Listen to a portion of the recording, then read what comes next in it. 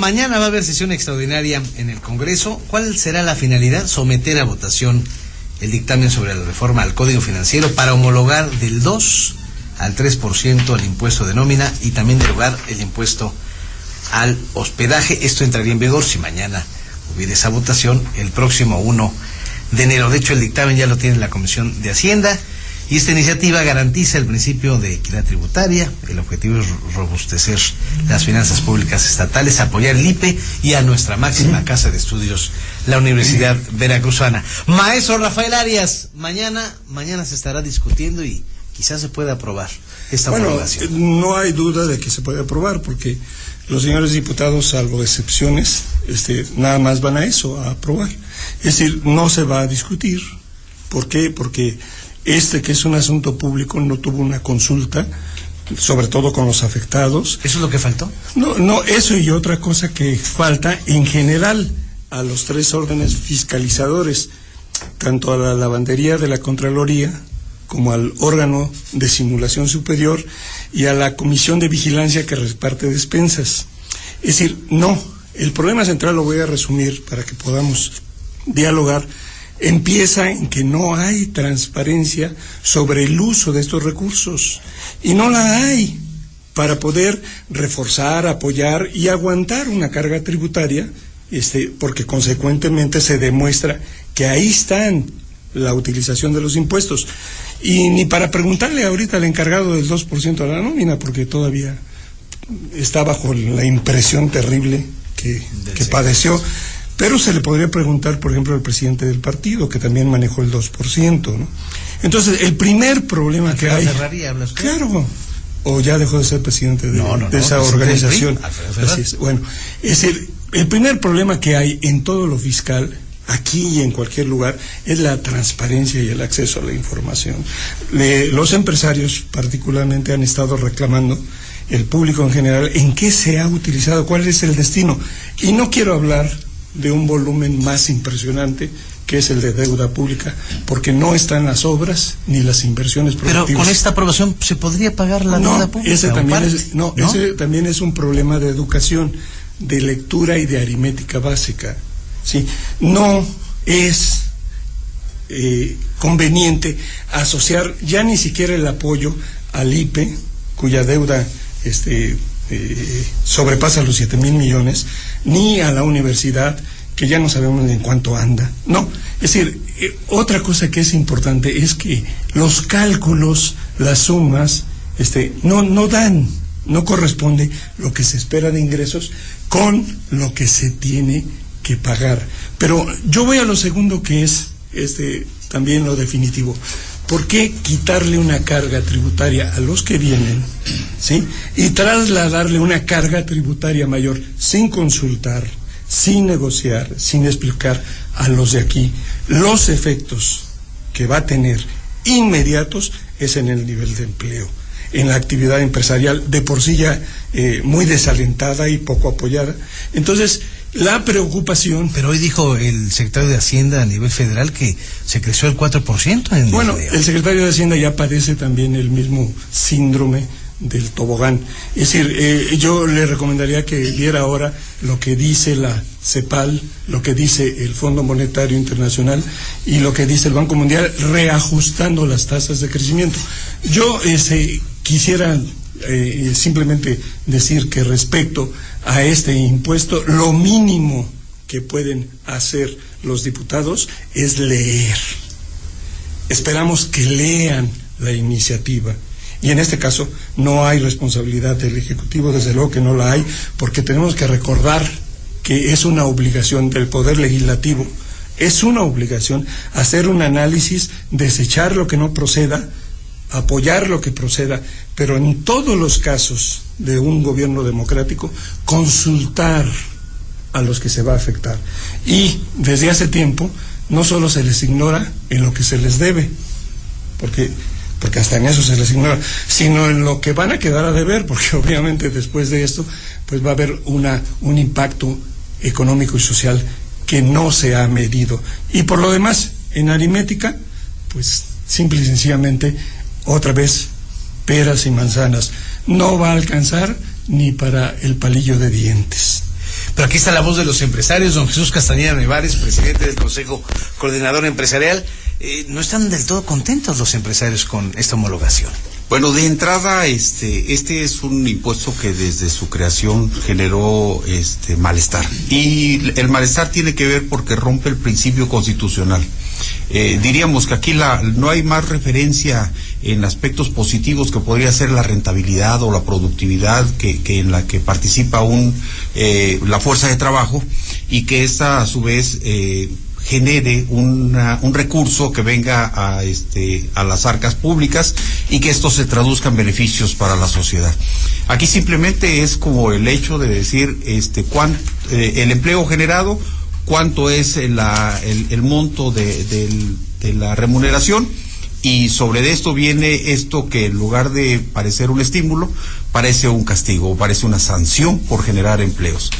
Luego entonces, pues desde su origen generó malestar, y si se aceptó es porque el compromiso del impuesto era destinado a crear infraestructura.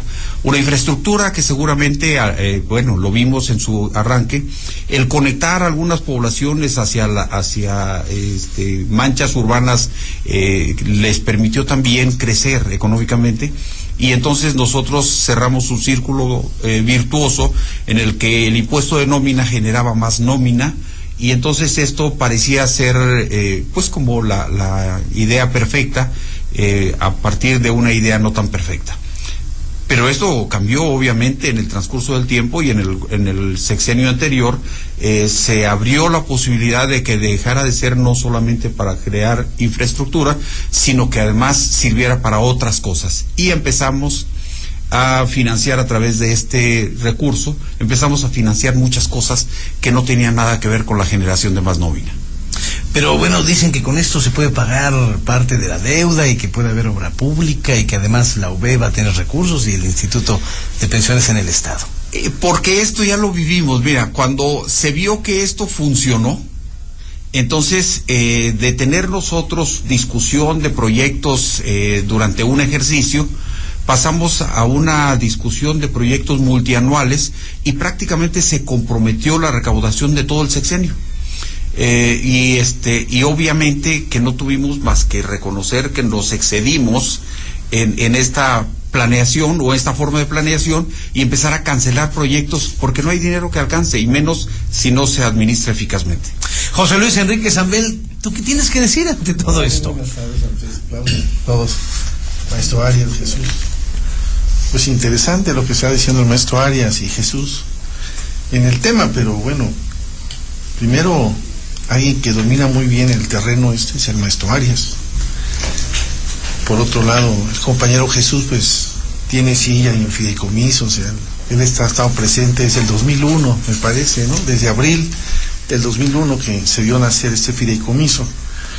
Pero me parece que no podemos adelantarnos a lo que mañana se va a discutir, por un lado. Por otro lado, no podemos dejar de reconocer que es una ruta de acceso a ingresos, y que finalmente es parte de lo que requiere hoy el Estado para poder generar también infraestructura en su conjunto. No solamente atender financiamientos a la obra pública o la protección civil o los demás rubros que está proponiéndose para la discusión de mañana. Lo cierto es que hoy en día no hay dinero que alcance, por un lado, ya lo dijo el propio titular de la Secretaría de Hacienda en el país, de tal suerte que yo creo que, como dijo por ahí un sureño, don Ángel Odegario Gutiérrez, ¿para qué vamos a adivinar lo que se va a saber? Así que mañana vamos a esperar a que se discuta. ¿Tú y seguramente que un fast track que se en la apruebe. votación mañana, que se vote rápido. No, yo creo que a no estas debe... horas ya sepamos si ya se aprobó el 3% de la homologación. Digo, yo supongo que los legisladores, como bien comentaba el maestro Arias, deben de estar leyendo la información correspondiente a la propuesta y seguramente revisando y evaluando la mejor sanción para Veracruz, ¿no? Y yo quiero pensar que entonces, por la necesidad del recurso y por el beneficio que puede traernos en este momento, yo creo que se va a aprobar. Y además es un tema, maestro Arias, que pues ya se están moviendo, ya Juan Bueno Toro ya no es diputado, y ya quiere ampararse y ya quiere irse la Comisión Nacional de los Derechos Humanos. También sacan rajada política de esto, ¿no? No, desde luego, aquí yo lo que quiero resaltar, y estoy de acuerdo con José Luis, es que se tiene que analizar indiscutiblemente que tiene que tener el gobierno ingresos propios, que por cierto es uno de los peores renglones fiscales del gobierno del estado de Veracruz, porque al no tener ingresos propios disminuye su capacidad de captación de fondos federales. El elemento de ingresos propios está vinculado junto a la población, el crecimiento, etcétera. Pero aquí el problema no es de los ciudadanos, y lo dijo Jesús muy claramente, los empresarios y cualquiera estemos en contra de contribuir al esfuerzo colectivo. No, el problema central es que el procedimiento está viciado. Es decir, yo no sé por qué esto, que puede ser un diálogo que pudo haberse establecido respetuosamente con los empresarios y con los mismos trabajadores y la población en general, yo no sé por qué se tiene que hacer de esta manera, en la cual, para empezar, y voy a puntualizar porque ya veo que o leí mal o no hemos visto las cantidades. La Secretaría de Finanzas aseguró que va a obtener la fabulosa cantidad de 600 millones de pesos con este incremento. Por favor, para una... Del 12%. Sí, pues no le va a pagar ni los chicles a pensiones, no le va a pagar ni el suspiro a la universidad. Eso no es cierto.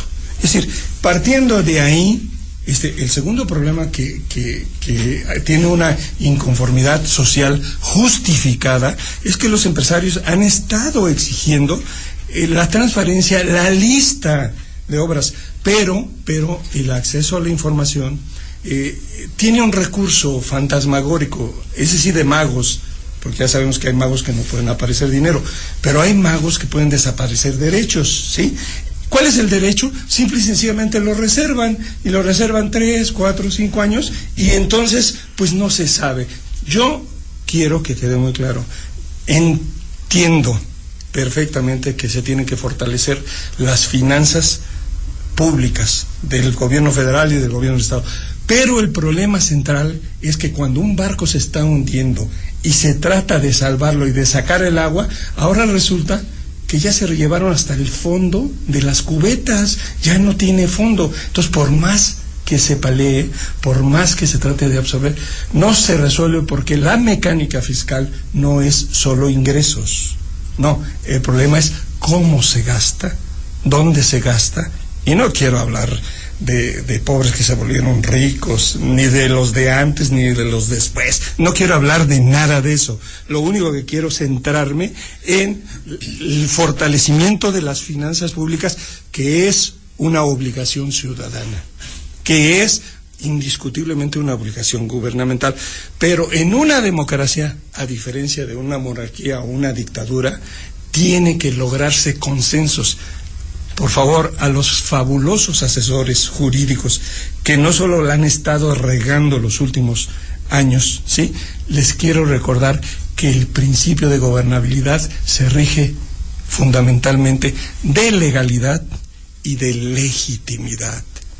Si no hay consensos, no hay ley que pase, excepto la de Herodes, que les gusta mucho aplicar, ¿sí?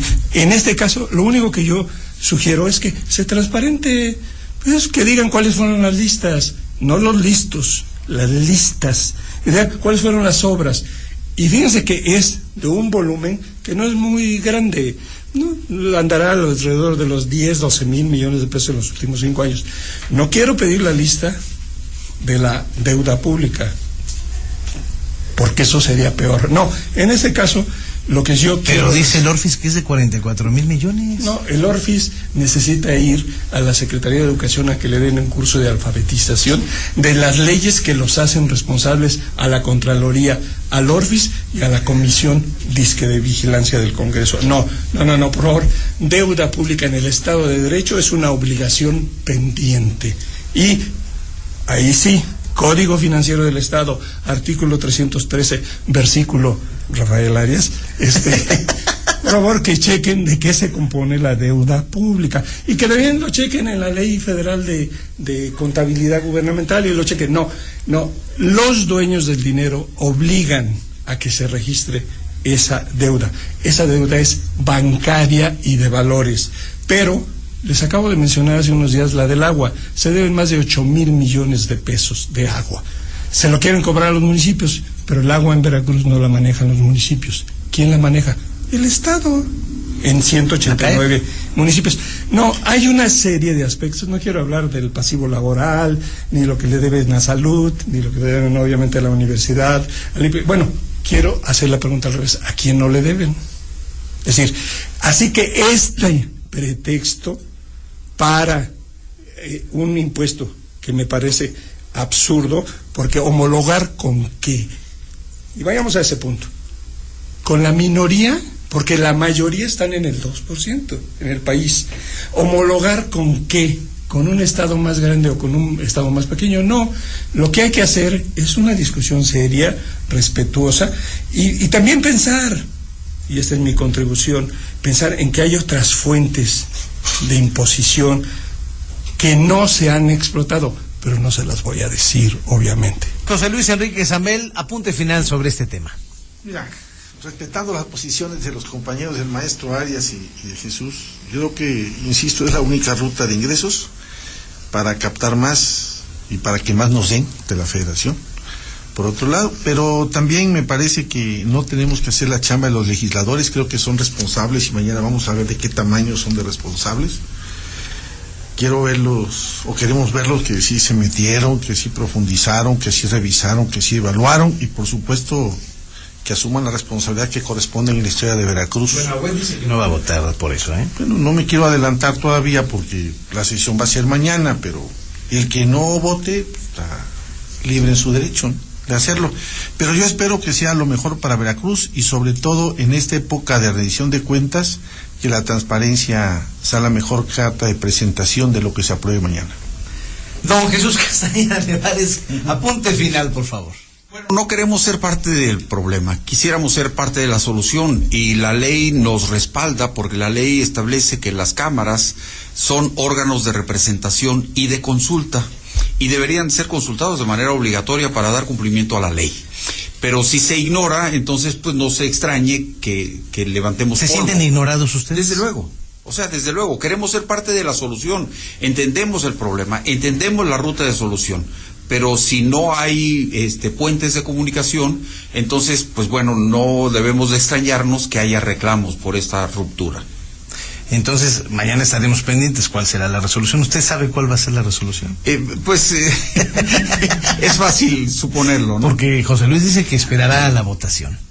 Sí, sin embargo, los legisladores tenemos que reconocerlo tristemente, no son expertos en el tema. Si el tema fuera de cómo van a repartir despensas o láminas en campañas, yo creo que sí sabrían qué hacer. Pero este es uno de los temas que pocos deben de conocer, y valdría la pena que estuviesen conscientes de que nosotros queremos resolver. Amamos Veracruz, queremos que a Veracruz le vaya bien, y si somos tomados en cuenta en la ruta de soluciones, pues entonces hasta nosotros le empujamos más fuerte.